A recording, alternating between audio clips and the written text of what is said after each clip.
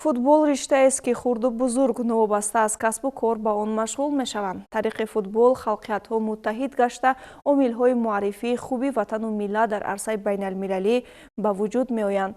ҷавонону наврасони зиёди тоҷик дар гӯшаву канори ҷаҳон ба варзиши рақами як машғул буда Тоҷикистонро арзанда муаррифӣ менамоянд. шарҳи пурраи мавзӯъ дар гузориши навбатӣ.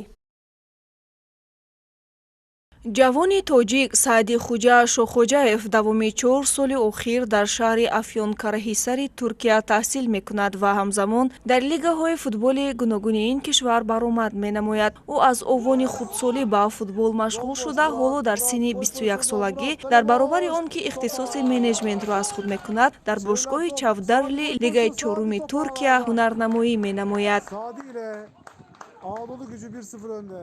در یکی از دسته‌هایی که در موقعی چهارم جایگیر است در پلی آف بازی رو دوام داده شدم و میخواهم که از این پس کریر خودم رو در تاجیکستان دوام دهم، چون که در لیگ های بلند اینجا با مثل لیگ های 1 2 3 برای خروجی بودنمون بازی کردن نمیتوانیم. این خیلی قانونی است.